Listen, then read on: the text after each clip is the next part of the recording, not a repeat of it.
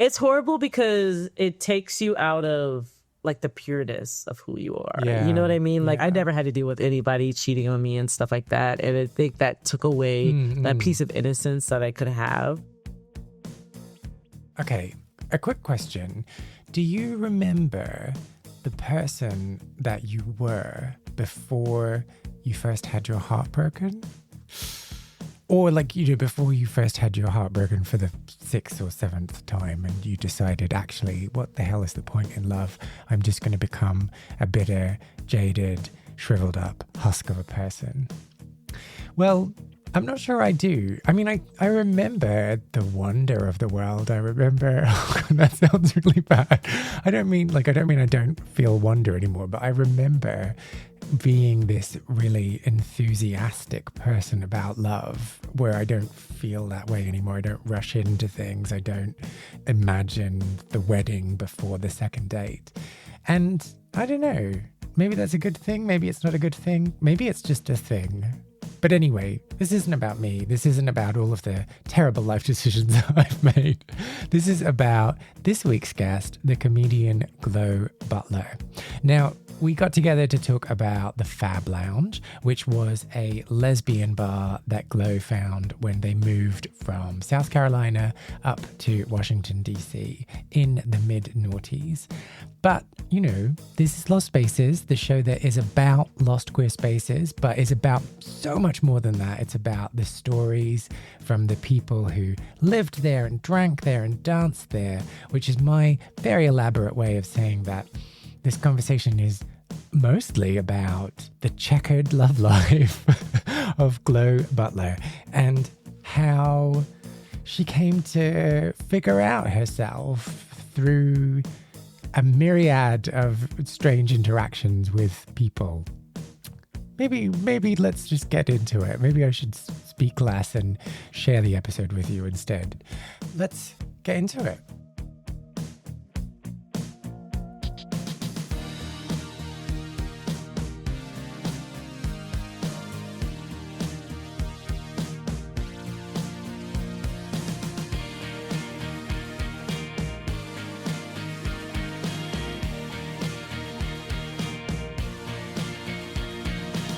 Okay, so I went online when I knew that we were going to talk about Fab Lounge. I went online and I did some research and I found some online reviews. And I found one in particular that I want to read to you. And I want you to let me know whether this kind of feels like the Fab Lounge that you remember. Okay? Okay. So this is from Jen B. And Jen B wrote this review on March 30th, 2011. Okay. She gave it 3 out of 5 stars and she made a list. The list is, the following will happen to you if you go to Fab Lounge. Number 1, most likely you will run into someone who looks underage, and they probably are depending on the night you go. Does that resonate? Not the time I was going. I'm sure there were plenty, but I was also very young. I was in my early 20s. So you were one of the underage people. I was, I was the younger crowd coming in that's ruining for everyone else. Yeah. Okay, so 2, it'll get crowded and someone will grab you on the butt. It just happens. Let it go. She wrote this before me too, I think. That I would say, yes, you could expect that. It's not that it's going to happen or whether it is or isn't. I would just say that if it does happen, it would happen there. Ooh, okay. Getting the vibe. Number 3, you will get a delicious drink that is nice and strong for you to shake your groove thing from the bartenders. Yes, so they just handed you a cup full of liquor. So you're pretty much, but I would say that's the only lesbian bar where they actually poured very nicely for everyone. So they were very generous. Yeah. Number 4, there's only 6 of these. Don't worry, we're not Sure. too long into the list. So number 4, you will smell the bathroom as the evening wears on. I blame this on the fact that the bar is owned by men. And I didn't realize until later that it was owned by men, I was shocked almost, but yeah, that could be the case. Okay. So 2 more to go. 5, You will sweat because the place gets so hot with all the people inside. Foggy. All the windows are foggy. You can see from the street, like DuPont Circle. You can see from the, like, everything from the outdoors. And it's really nice. It's really cute view, but everything is foggy after. I would say once it has more than like 10 or 15 people in there, oh, it's fog. You're not gonna see outside unless you like draw your face. And number 6, the final one. I don't know why she gave it 3, because she's giving this quite a good review overall. But the final point that Jen has made is you will not pay anything to get in. Yay. Very true. Yeah. Okay, so I've got a good sense then of Fab Lounge. Let's go back in time. You said that you had started going there in your early 20s. Do you remember first time?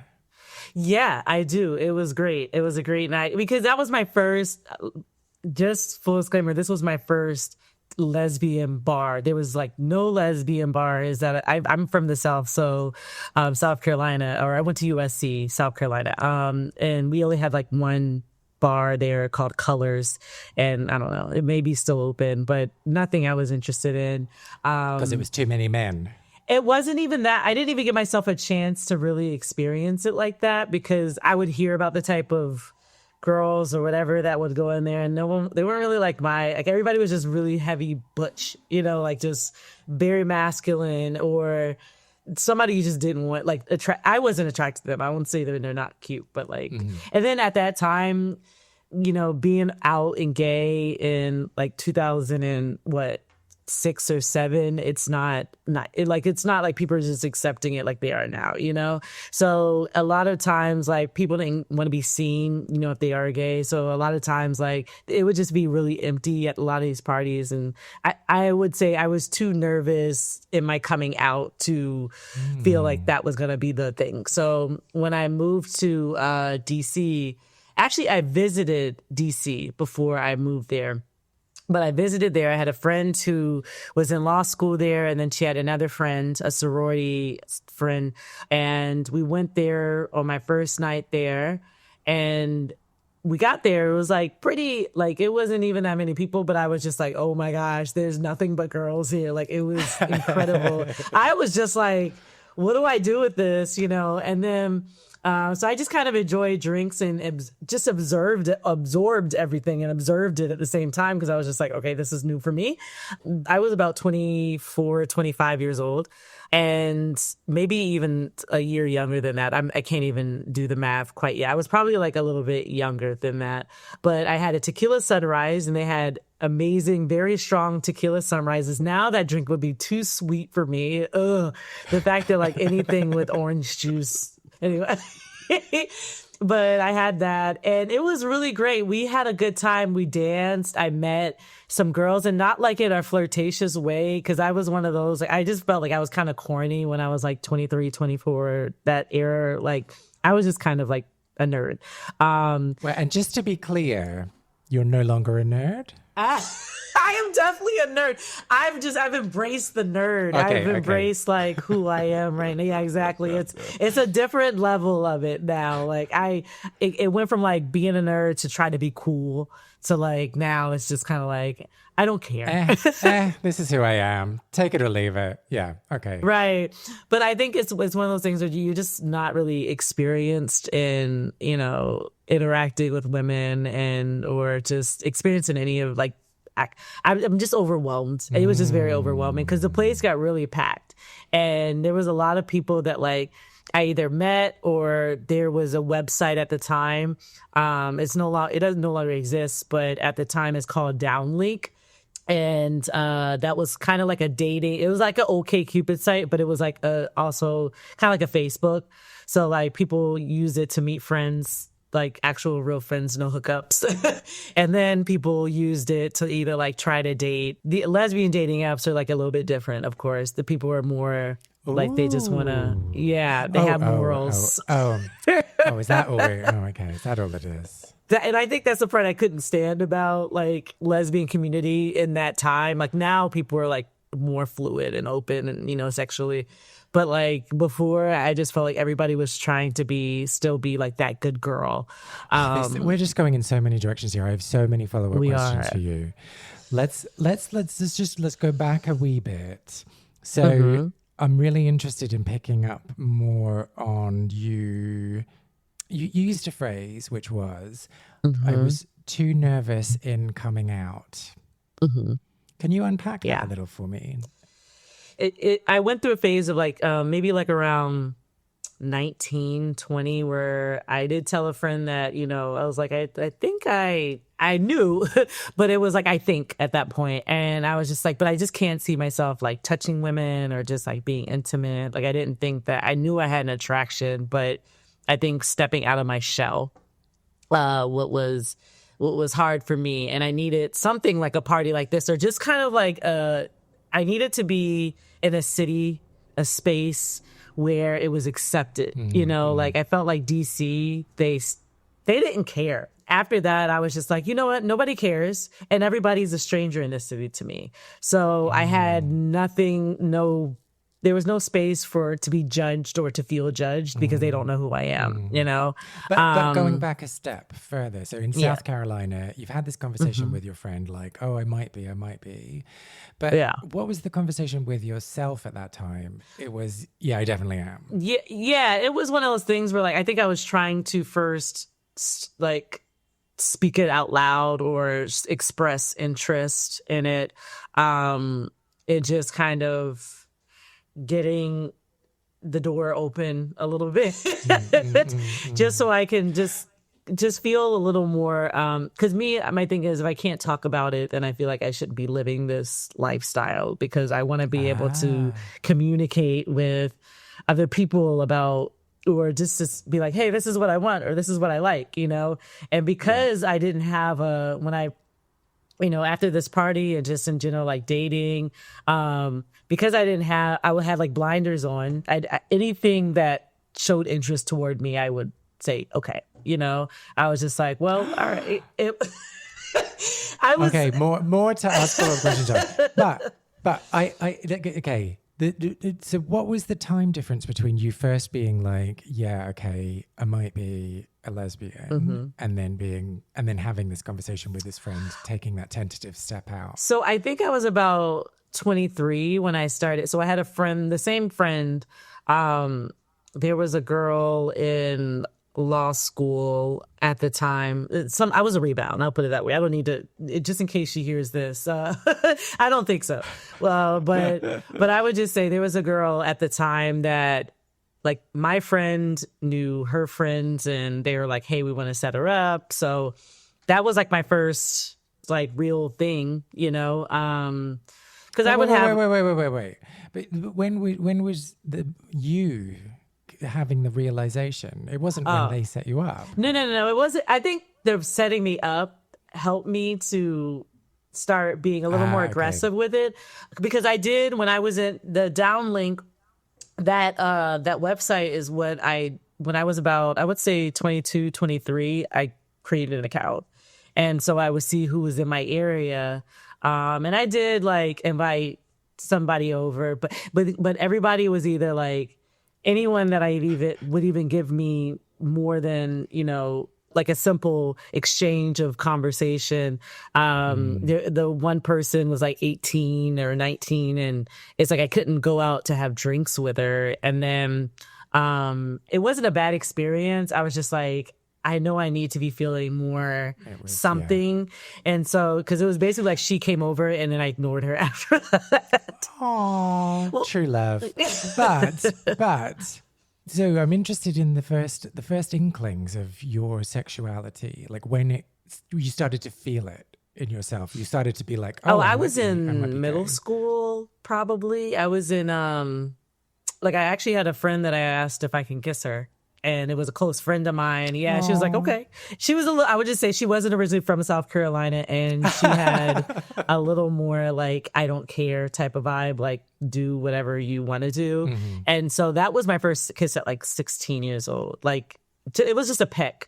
But I had a friend right before that who, I think I was in 9th grade, and I had a friend who I had been friends with for years, and she started teasing around my other friends, and she almost outed me to other people because I had expressed the fact, yeah, this is another friend that I was just like, oh, I have some interest. I think I like women. This was, oh my God, I had to be like 14, 15. Now, like all this stuff is coming to my memory now. But like when it hit me, I was that young. But I would just say that like emotionally toward like beautiful women, my attraction to them was probably just like, oh, she's a pretty lady. You know what I mean? I think there was more like obsession over their appearance and just everything like that.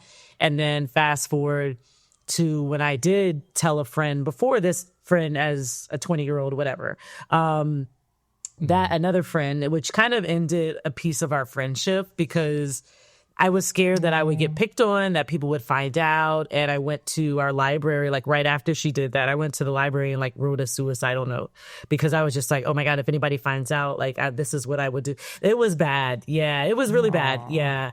It was one of those things where like, I think all I needed was just somebody to tell me that it's okay and just like, you know, just to be like, you're not weird, because at that time people teased people for being gay. Like everything gay was the butt of a joke. What? So you had this interaction. You said like, oh, I'm kind of, I think maybe, I'm not really sure. I kind of like women. And then she reacted badly. And then you just kind of reverted back into the... Yeah. She see, because in the beginning when I first told her, she was very supportive over it. Like extremely supportive. She's like, oh, that's cool. She's like, yeah, I get it. And then I think when we were being playful, she was like, I don't even know exactly what she said, but it was really random. We were at lunch, like a lunch period. And it was just like, oh yeah, you know, like something about along the lines is like, I'm kind of gay, or isn't that, or like she was trying to get me to say it to them. And and I was just like, no, that's not, I don't find this in a playful way. Like it's I was a silly type, but I wasn't. That was when it like I was like, oh no, I've never placed boundaries before. Like or said like, hey, don't say anything or don't tell anything, you know, because keep something as a secret. Like I didn't think I had to do that.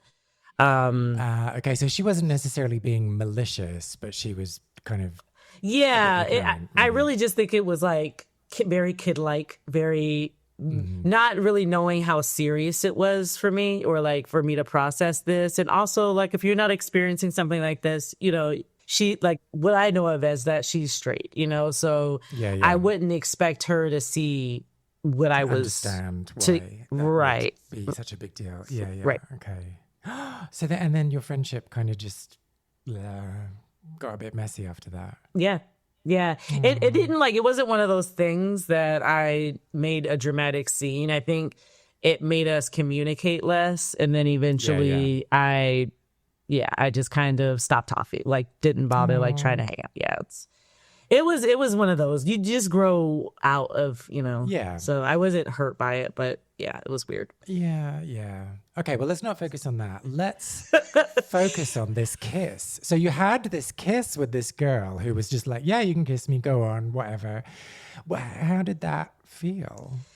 It was cool. It felt like a kid, like I'm kissing anybody else. You know what I mean? It was just like, I thought it was going to be like, I don't know. I thought that there was going to be some wolves howling or something. I don't know. I thought that I thought they were going to be like. No fireworks. No fireworks. It was just because it was funny because when I did it, it was really just playful because I was so nervous. And I even asked her, like, I planned for this. All right. I'm a true Capricorn. I planned for this beforehand. I said, hey, because I used to go over and stay. We used to hang out. I could stay the night there and stuff like that. So and like I said, it was very just a simple request. I was like, if anybody's gonna like get it, she will. And so I just did it, and it was just a simple peck. And then I was just like blushing afterwards, and she was like, "You're such a dork." And then I was just, and then it kind of like, and then it was never spoken over again. Like it was not a thing ever again, you know. And it wasn't weird, and because at the time, like I wasn't attached to any emotions behind it. I was just more curious, and I was just like, can you be that first person that I have a kiss with? So it was actually pretty cool. Yeah, but just wonderful to have those kind of friends who are just like, yeah, whatever, just be who you are. I don't care. Yeah, seriously. And then that's when I learned to understand it, you know, better and just kind of like give myself time, you know, because I was just like going after straight women wasn't the thing that was that I was asking straight girls clearly, not like asking them, but like between me telling a friend and then also like go, I was like, maybe it'll be a different experience when a girl actually likes another girl. But like, because it was still a few years between that and the other interaction you were telling me about where you came out to someone when you were in your 20s. Yeah. Why did it take so long?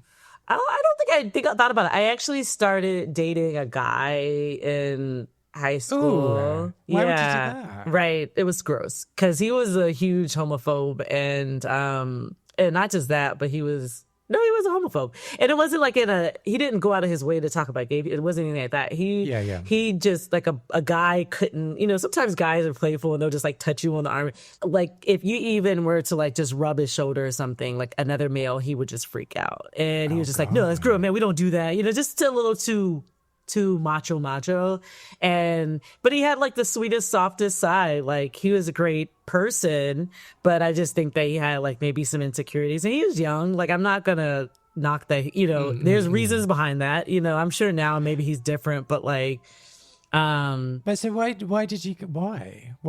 I had to. I think I had to cover up the fact of any question marks, because my brother also used to tease me because like. Everybody I hung out with were all girls and stuff, and he was like, "Y'all are gay." And he was just like teased, like it was just like a little soft tease, right? And just saying like, "You never." And I was just like, "Well, I don't like. I'm not allowed to hang out with boys. I'm not like allowed to just have a bunch of guy friends. I don't have a bunch of guy friends. The guy friends I do have are from like elementary school and stuff. So like I don't have a bunch of them. And then also, like I said, there was not a lot of lesbians that I knew of at the school I was at. And then there weren't even guys that would date me. So this guy like knew nothing about me, and we worked together and we just ended up dating, and that's kind of how that went. And it was honestly, I will put it this way. I learned that it is important to have an emotional connection to your partner, because I really didn't care. I didn't care how a guy would treat me. You know what I mean? Like he wasn't a bad person, don't get me wrong, but like I just didn't care. I felt like we were more friends than anything, because I wasn't sexually active at all. It was just very pure. It was just like a teenage sweetheart, high school sweetheart type of like thing, So that was like a year and a half. That was like the one and only actual relationship I had ever had, and really I hadn't had another relationship until I started dating women. Well, and so you broke up for some reason. Yeah. How did it feel like when you broke up? It didn't hurt. I think it was more, I was in that like revenge phase of teenage where like hormones were different and puberty hit late. So I was just more, I had a friend, I ended up working with him at a Walmart. And then there was another girl that was working there. And so this girl was basically like our third wheel, not like a generous third wheel. She was fine. Yeah. And so once we split, I was ready to split because I was starting to want to explore life, not settle down yet. Okay. I wasn't ready to be anybody's wife, anybody's anything. And that was his plans. I was even talking about going into the military so I can just like travel and not, So I knew I had an attraction to other people, I just knew that wasn't going to be that was a good chance that wasn't going to happen. And when I'm young, I was like, I have so much life to live. So I don't think I was that devastated. But the girl, basically the coworker, after we had split, had actually kissed him. Like, actually, I think because he was like one of those guys that you can kind of just talk to, And so she had that vulnerable moment and she kissed him. And I think they even tried hooking up. And then she actually hooked him up with his next long-term girlfriend. I think they were together for like 6 or 7 years. I just knew all this stuff because of Facebook. And I think he's actually married now and stuff. Yeah. And actually I think the girl looks like me in high school, which is crazy. Yeah. The girl he's married to, no shade to their wonderful marriage and everything like that, like I said. But I would just say that once that happened, and it's like I wanted to get back at both of them. And it just became like this just angry thing. And I was like, I cannot care. I don't care. Like, I really just didn't care. It took me moving away. I ended up, when I went to USC, that's when it's like out of sight, out of mind. I was in a different city, and other people were. Okay. But when you broke up, you weren't just like, fantastic, I can go off and be a lesbian now. You were kind of still emotionally I was still in motion. I still dated a few guys. There was nothing more than that. Just date. Just let them take me out and pay for my dinner. And then also women came in the picture at the same time, like 22 years old. It wasn't, I wouldn't say anything that deep, but like, it was like college stuff, you know? Yeah, and then by the time I moved to DC, I had already started a thing with this new girl. So, and then once I got feelings for this new girl, I had a guy that really liked me. You know, he was really great and really sweet. Like I said, if I was straight, he'd be ideal, but I wasn't that person for him. And so I had to figure out, I was like, okay, I can't be with both of them. I know I'm just kind of playing around with him just for shits and giggles. And then for her, I wouldn't want, like, if I were to see her, I wouldn't want to run and go to somebody I didn't care that much about, regardless of where it went with me and this girl, you know, when I was like 23. So yeah, that's kind of how I let guys go, because I went through like a bisexual phase of just like transition. That was my transition period. And it was just like, because I was so scared. I think I don't know what I was scared of. I didn't know why I couldn't just do it, but I think it was just something that I had to do for me. That was my approach, what made it easier for me. Yeah. So, well, and then so you had this experience, you moved to DC. When you moved to DC, were you like, yep, I'm going to be a lesbian. I'm going to be a lesbian. Yeah. By that time I knew. Yeah. By that time I knew that there wasn't a guy or anything like that I was going to date. There was, yeah. I knew that wasn't something that was healthy for me, because it's not fair to the people, you know, that I'm interacting with when I have like zero interest. And I think that like a lot of the times I was just attached to like guys that I could be really good friends with, and thought that it would be like something deeper, but it wasn't. So yeah. Contrast that then with what you said earlier, and you said it really fleetingly, so I might have misinterpreted. Apologies. You were saying that at one point in your dating life, you were dating anyone, even if they weren't good for you, just because they showed an interest in you. Yep. I would say that's kind of how I moved until my 30s. Like, I couldn't get, even with women, even if it was physical, I don't know, I definitely attracted people who weren't good for me. And it definitely... But people who weren't good for you, but who also you weren't really necessarily attracted to. Not necessarily attracted to, or could see myself with like that. I did. I mean, by the time I was maybe like 26, 27, there was a thing that I felt like it was going there with this girl, but she ended up moving out of state, and it was just too far. Yeah, exactly. And then not just that, but like I found out later that she dated one of my friends, and I'm not a person that really feels the need. I feel like there's plenty of people out there. I don't want to be affiliated with anybody's love triangle, but she was really nice to me and really good to me. And that's when I kind of got a taste of what it's like when a girl goes out of their way for you and like gives you flowers and, you know, stuff like that. So yeah, it was a nice experience. It was short lived. It was like 3 months, but it was nice. But everything else beyond that was just kind of a situationship. They weren't even, you know, nobody was going to call me to meet their family or friends even. Oh, I see. Okay. Yeah. So it wasn't that they were the ones that pursued you and you were just like, oh, okay, well, I guess since you're here, right. It was the other way around, or? I was either somebody's rebound or somebody's just fill in the gap moment.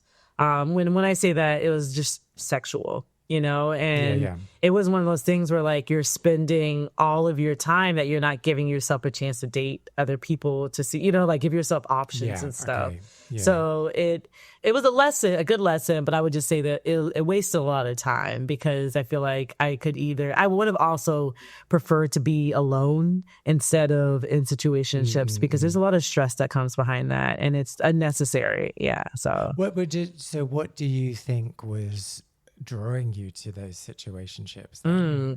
probably just insecurities and just allowing whoever to hit it. But it was fine. My thing is, if I'm single, I'm just like, all right, whatever, and I was in a place where like I had a pretty decent job in DC, so I didn't need anybody to take me out or anything like that. But yeah, I definitely think it was a lot of insecurities because I definitely ended up meeting somebody who really took me through a dark place where it got physical. Oh. Yeah. And I had tried for years to get out of that. And when I say for years, I mean, it sounds insane when people tell their story about like any type of physical abuse and stuff like that and how they still return. And I was just like, because it wasn't a real relationship. And then there was always something that was just like, well, we're friends, like whatever. But I was like, no, not even my friend I wouldn't even be doing this with my friends, So I had moved to New York by the time I had to get out of that situation. Like I said no, because I was also helping this person when they would go through hard times.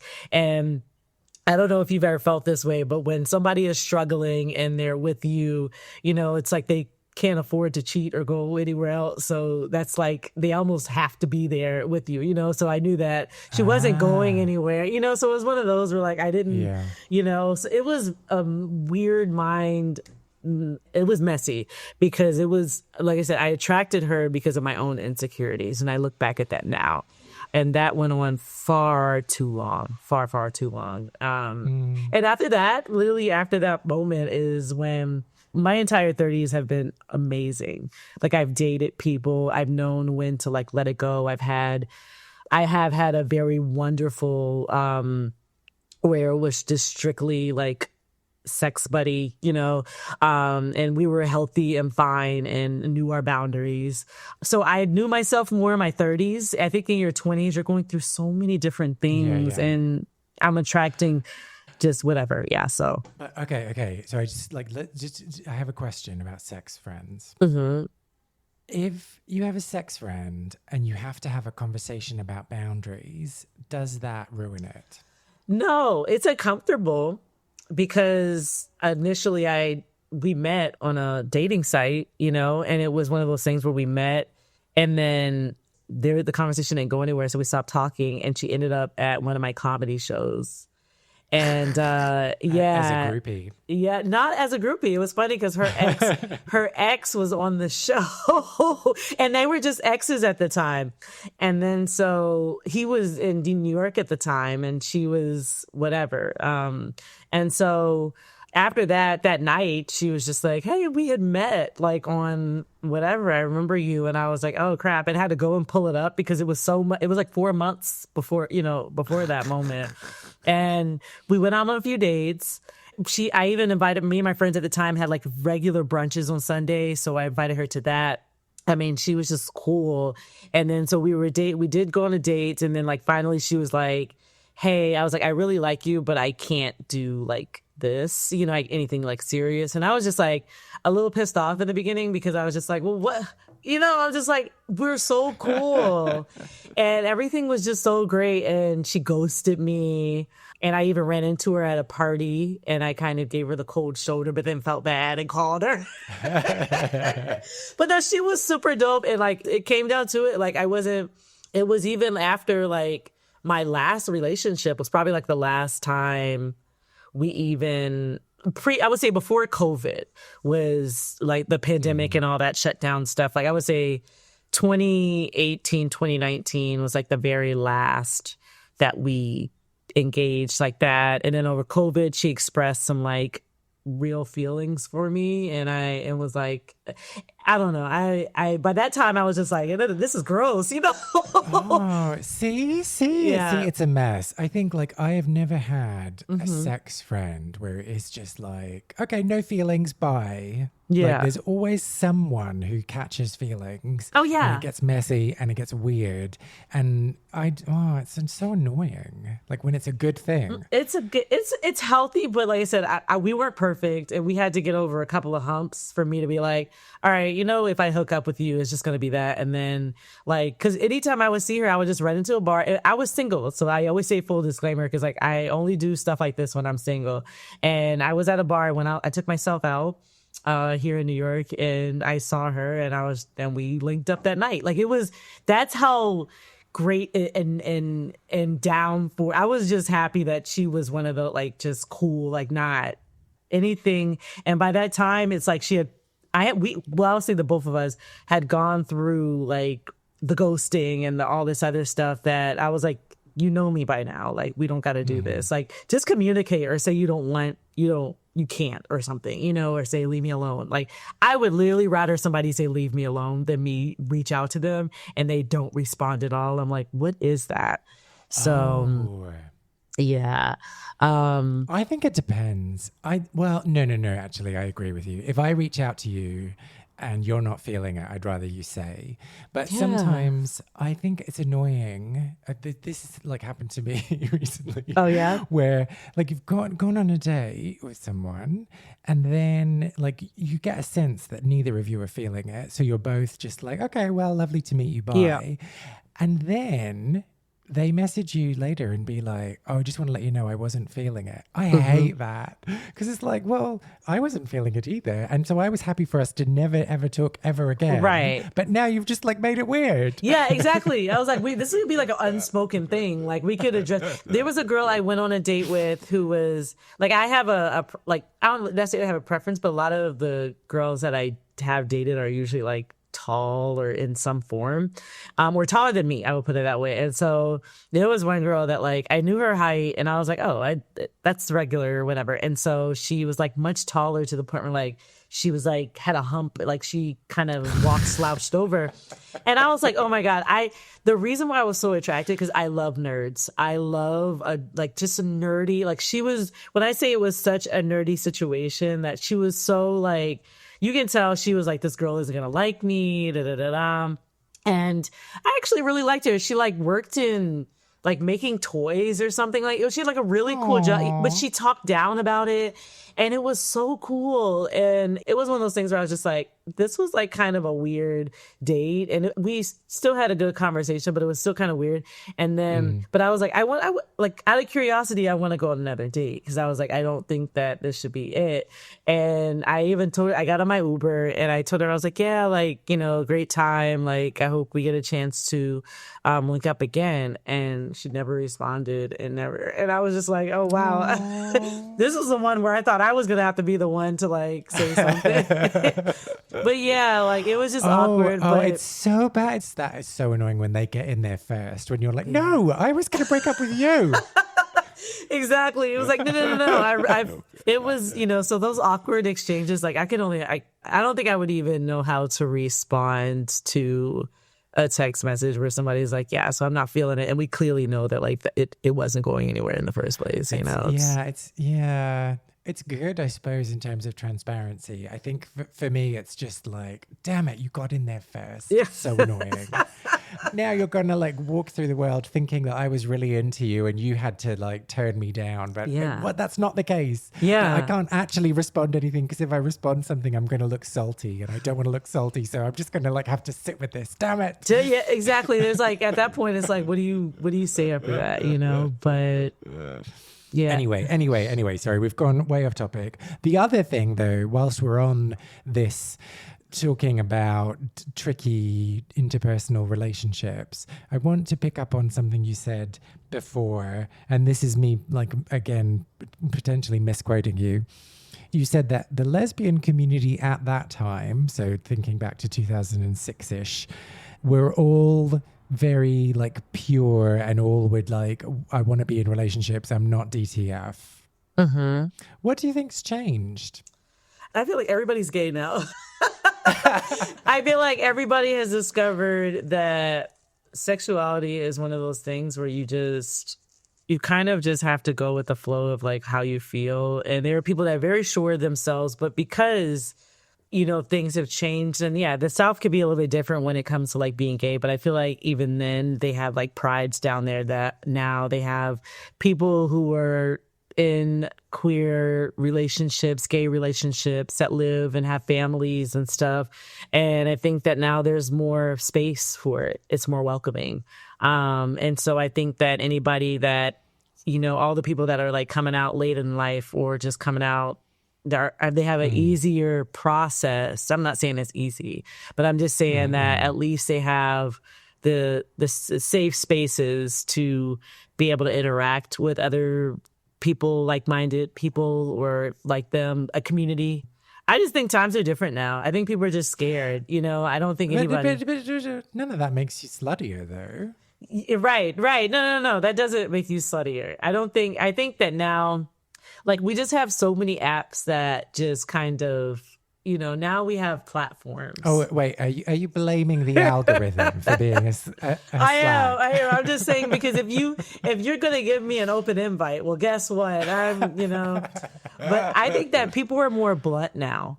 People are more, no one has to be secretive unless, you just want to live a quiet life. That's completely different. But I think that when people do want to explore and see things on the outside and what the communities are like, and there's events, there's book clubs, there's queer everything. It's all about the platforms in the space that you're able to find in community. And I think we have more community now, more than ever. And I think people are just comfortable. People are also like hosting more at these events. And this is just like in the South. I think that up here, up north, and areas where it's a little more diverse and people are more, there's more queer couples and stuff around. I think that that's different. Like South Carolina is 20 years behind DC and even New York, So when I came up here, people were like, oh, like I've had 2 lesbian aunts like my whole life, and they were open and they weren't hiding anything. So it's just it was different. And in the South, you couldn't even they're not going to get gay marriage. Couldn't even get passed, for anything. It wasn't even a thought, So I just think times are different. But just because times are more accepting, that doesn't mean like that you're more ready to jump into bed with someone. No, I don't think that. I don't think that like that makes you more sexual. I think that my whole thing is, for me right now, is just like, I know the person that I am and I'm more comfortable. I know I'm not going to just jump into bed with anybody, but the girl in my 20s, I would just say that is a completely different person. Like my first DC Pride was DC Black Pride. And there was a girl one night that I was just making out with because I had on beer goggles and I think that she was attractive. I haven't seen her since that moment. And the next day, somehow she was like, do you mind if I call you? And this is when like, you couldn't call your cell phone before like the nighttime hours because, so it's more expensive. Right. Yeah. So I had her call me at work and we were talking for a long time. And I found out, even when I made out with her, she didn't have like a bottom row teeth. Like she didn't have any teeth at the bottom because she had a bad implant deal and they were nothing but screws down there. And I was like, I made out with you with that. She had 2 teenage daughters and with braces. I was just like, oh my gosh. I was like, that's why you should do like a nice quick scan of people before you like make out. Cause it wasn't even that, but it was just the fact that like, I just made out with this random person and and the way she was describing herself on the phone, I was like, I don't really know if I want to date you. But me now wouldn't do that. Me now, I was just like, hey, I probably wouldn't hook up with somebody the night of, the first night of meeting them. I probably wouldn't. I never say never, that's why I would say never say never, because you never know. But I'm in a nice monogamous relationship now. But yeah, I don't think that I'm the same person that would do just to hook up. And But I do think it is fascinating, though, that there was for so many years this predominant stereotype about lesbians in that, like, they just want to settle down. There's that U-Haul cliche about, like, what does a lesbian bring to the second date? She brings the moving van and all this. And it does seem that stereotype's disappearing somewhat. Yeah.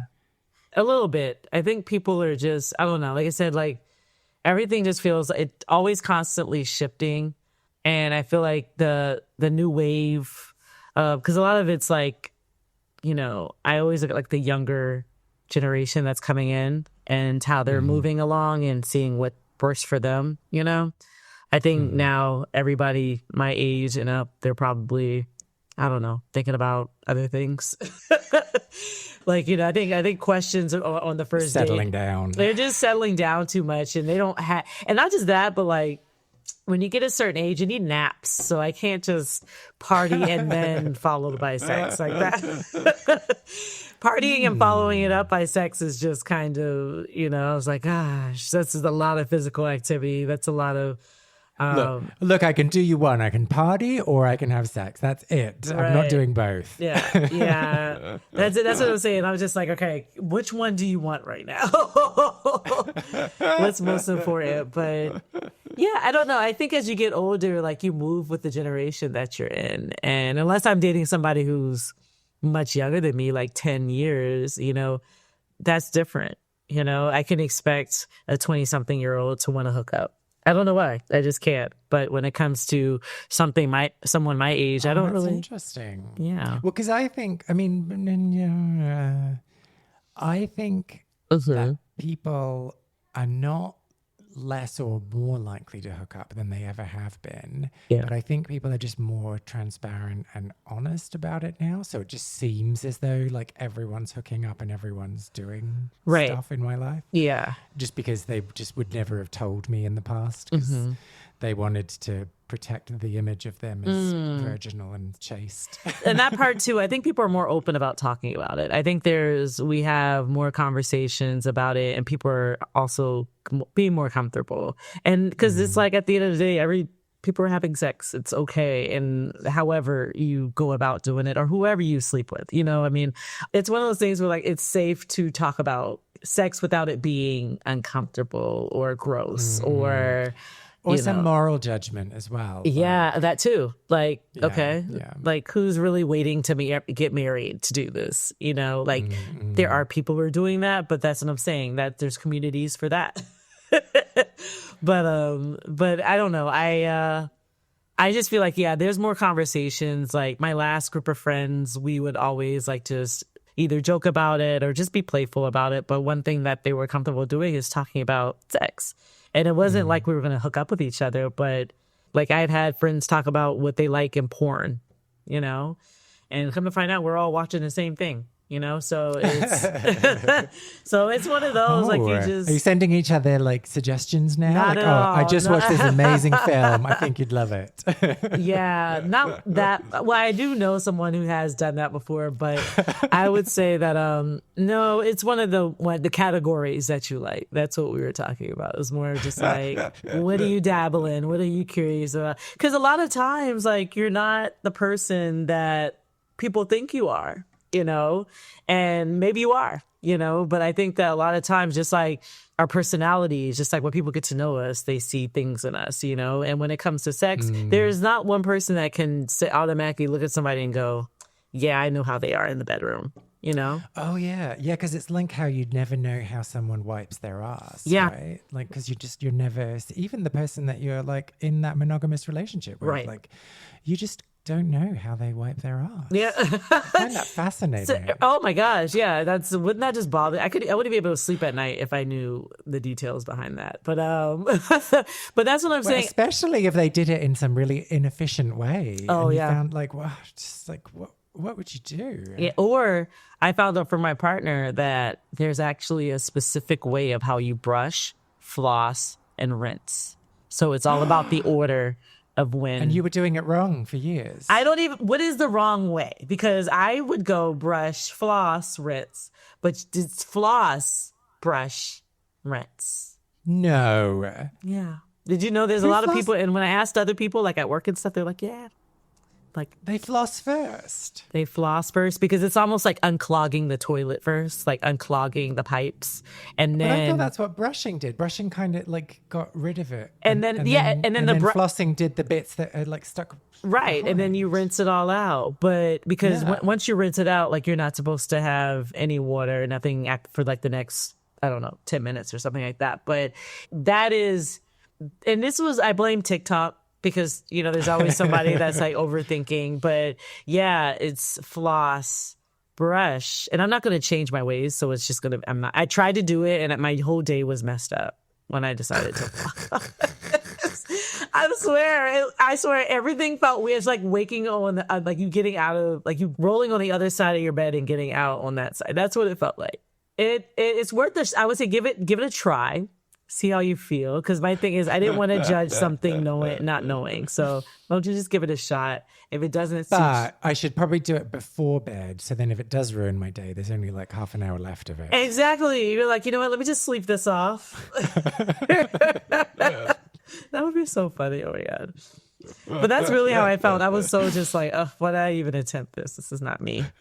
So. Okay. So let's go back to the Fab Lounge. Okay. So then what did it feel like in the days after your first lesbian bar experience?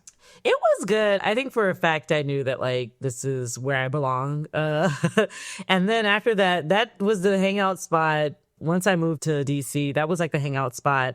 The girl that, you know, our friends, mutual friends connected us with, and the first girl I had like actual something with, she was in a secret relationship while she was dating me. So yeah, so she had me meet her at this. Wait.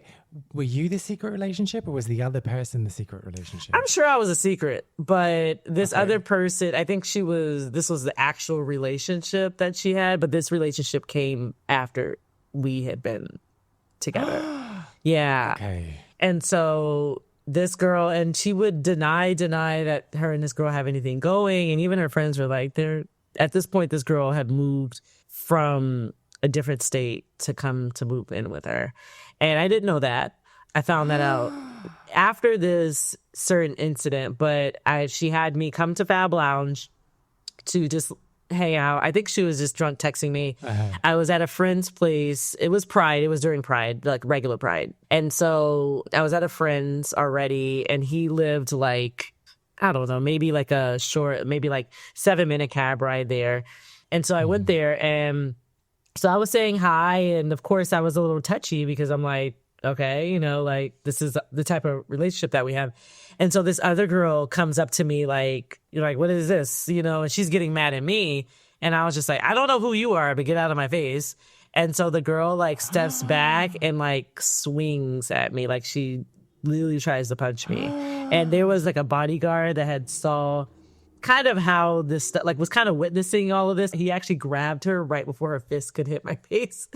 And so the girl that I'm dating, you know, supposedly, she just kind of looked like just nonchalant, like, how did this all happen? And she's the one, like, she's trying to just be flirty toward the both of us, but at different times. Like as soon as the girl turns her back, she's flirty toward me. Yeah, it was a spicy situation. And I was at So let me make sure I've got this right. So you started dating her, and the two of you were together, and then she started dating this third person after she started dating you. Yes. But then decided that she was going to get into a more serious relationship with this other person and moved in with her. Yeah, I know. Fucking and it was, hell. hopefully she's changed her ways. But the only reason why, because I went over to her place. She was avoiding any physical contact with me. I went over her place. This is out of this situation, but I still managed to see her again, unfortunately. And then I went to her place, and she didn't want to be physical whatsoever. I could just tell she was just trying to be. She was very avoided. Like as soon as we got there, we both slept on the couch, which made no sense. And then when I looked at the mail, it had somebody else's. Like she had magazines, and had somebody else's name. And I was just like, okay. And then after that, she just kind of ghosted me every weekend. Like she would just go ghost. And then I think there was one Monday where she texted me after being ghost the whole weekend because we were supposed to hang out. And I said, I was like short with her, and she was like, you seem like you have an attitude, and then never responded to her ever since. I never spoke to her again. But so did you confront her then? Did you say like, what the hell is going on? Yeah, we had like a small bit of a talk about that. And it was just kind of like, I felt like I shouldn't have come there, or she should have let me know that she had like a situation there. I also did not know that like we weren't monogamous, but I did not sign up to be kind of messy. And I just felt like a little like blindsided because I'm like, why would you bring somebody into this situation, you know? Yeah. And then both parties, like both me and the other girl, I don't think that was fair for either one of us. And then in my mind, I'm like, well, she clearly doesn't like that girl that much if she's still wanting to see me. So that's why I like continue to like push myself up and just say, I don't care. But it wasn't healthy. And after that, we really didn't hook up anymore. After that whole scene and incident, that was really it. Everything was like she was avoiding seeing me, So it was one of those where like we didn't talk on the phone anymore like that, because I think she just avoided any tough conversations. And yeah. But it's just like, I mean, the thing about that is like, it's gross when it happens, like, and it's not nice when you're going through it. Yeah. But there's like a ripple effect of it as well. Like it has an impact on all of your subsequent relationships, because you're like, oh, I don't really know if I can trust you. Yeah. Which is just like horrible. It's horrible because it takes you out of like the pureness of who you are. Yeah. You know what I mean? Like I never had to deal with anybody cheating on me and stuff like that. And I think that took away that piece of innocence that I could have, because even, you know, now I could even be skeptical about any little thing, but that's because of my experience with stuff. And I can tell when things look a certain way, and, you know, it just makes you a little fixated on stuff, like, oh, the way people act. I'm, you know, I've been better, of course, at that, but having that kind of opened up a door for me to normalize people just being able to be kind of an asshole. Shit. Yeah. Like in some ways it's useful when you learn that people are shit and stupid and annoying and are probably going to let you down. But yeah, I agree with you. Like it's horrible that sense of joy and wonder and like excitement that you have at beginning of relationships, like you never have that beyond your early 20s, because you've been let down a few times, and then so you're just cynical and grumpy and ranting on a podcast. And but I would put it this way, like even through like those experiences, that experience that I had, that experience gave me the confidence to either ask for a girl's number or whatever the case was, you know? So it was one of those things where I had to find the lessons in that moment, because I just felt like that's me just being really naive, and I can't blame her for her stuff besides well, you can. I can't, that's what I'm saying. I can, but I would just put it this way. She was the way she was because it was I allowed her to any flaw. No. I would say allowed. I created the space for her. I allowed it because it was one of those things where like she could flake out on me. I would invite her out with me and my friend. She would flake out, and I just accepted it I made up excuses for her. So I think that I didn't have to have her around. You know, I don't think I had to. I think I definitely enabled this activity after a certain time, because I knew after a while what I was dealing with. And so I keep saying I let her, but it's not really about that. Well, you put yourself in harm's way. I did. So she was able to have somebody to do this too, you know? Yeah. And so, it's... Yeah, I appreciate what you're saying, but I also think like sometimes people are just assholes. Yeah, and, like, no, it's you shouldn't take accountability for their assholishness. I agree. I really do agree. I think I just try to see the good, or feel like people have good in them, but no, that's not what we're here for. Blah blah. Well, anyway, so this traumatic thing happened to you at Fab Lounge. Yes. So why do you want to talk about Fab Lounge? I actually, because that was the only lesbian bar that I ever knew like that really existed just strictly for lesbians. Okay. There's so many bars out there, even performance venues out there that really just cater to gay men just being gay, and I'm glad that there's so many spaces, but like we have like a handful of stuff, and a lot of it's just, I always, even me in the back of my mind, one day I want to be able to create a space, like a little small little lounge type of thing where like it's just for lesbians or queer folks, because my thing is like, I feel like the lesbian community, I don't think it's fading out, but I think that people are finding their identity, their true identity. And I see the number of lesbians declining. And I could be wrong. I just don't know a lot. I only know, like, for people. Well, is this because you're saying that people who would have previously identified as lesbians now no longer do because they have found an identity that fits them better? Right. So they've either transitioned and I'm happy for that. That's what I'm saying. That's why we're here. But when it comes to the lesbian community, that is, I miss seeing stuff like this, like that. And just that energy, because honestly, that Fab Lounge was kind of short-lived. Even when they were down to probably like the last days that they were open, like it was pretty shabby. And I think they even turned it into like a bar for gay guys, So I just miss the atmosphere, the vibes, the pureness behind it. Because I mean, everybody was just, you went out and people just socialized with each other. It wasn't like oh my God, like cliquish or anything like that. It just felt fun. Yeah. And that's us for another week. Before anything else, I want to say, if you do remember the person that you were before you had your heart broken, I want to hear about it. I want to hear about the adjectives you would use to describe that person. Is that the right use of the word adjective? I always get confused. It's not a verb. It's definitely... Yeah. Anyway, right. So if you enjoyed hearing from Glo and you want to go and find out more, why don't you follow her on Instagram, where she can be found at Glo, which is GLO, no W, Glo_in the city. And whilst you're there, find me at Lost Spaces Pod or on TikTok with the same username. All these details are in the show notes for this episode.